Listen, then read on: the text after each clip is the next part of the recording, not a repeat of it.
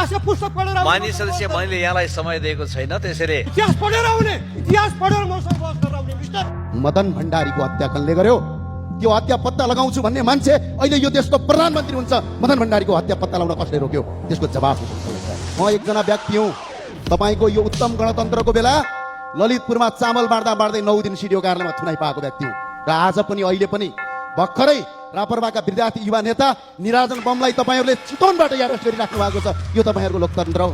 लमजुङका शिक्षक मुक्तिनाथ अधिकारीका हत्याराहरू आज यही संसदमा सांसद भएर हिँडिरहेका छन्। यसको जवाब चाहिन्छ कि चाहिँदैन? यो हो व्यवस्था। निर्मला पन्तको बलात्कारपछि हत्या भयो।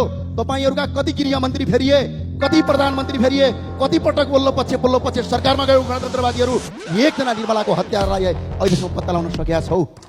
र अर्को कुरा सम्झाइदिन चाहन्छु, बाँदरमुडे घटना याद छ? निहत्या नागरिकलाई बम हानेर मारे हो कि होइन? खुल्ला मञ्चमा उभिएर 5000 मान्छे मैले मारेको हुँ भन्ने व्यक्ति यो देशको प्रधानमन्त्री बन्न पाउने व्यवस्था हो। भारतको दिल्लीमा लुकेर नेपालमा निहत्या मान्छेहरूको मार्नुपर्छ भनेर अगाडि बढ्ने व्यक्ति यो देशको सांसद मन्त्री बन्न पाउने व्यवस्था यो उत्तम हो?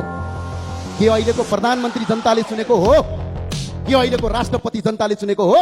सीमित संसदभित्रबाट केही व्यक्तिले चुनेको? यदि दम, हिम्मत र क्षमता जनतामा जान सक्ने छ भने जनताबाट प्रत्यक्ष निर्वाचित कार्यकारी प्रधानमन्त्री गरेर स्वीकार्छौँ। त्यसपछि राष्ट्रपति तपाईँहरूकै थिए, प्रधानमन्त्री तपाईँहरू हुनुहुन्थ्यो, संसदमा 2 तिहाई थियो। अनि मदन भण्डारीको हत्याको याद आएन? अरू साथीहरूले भन्नुभएछ मलाई।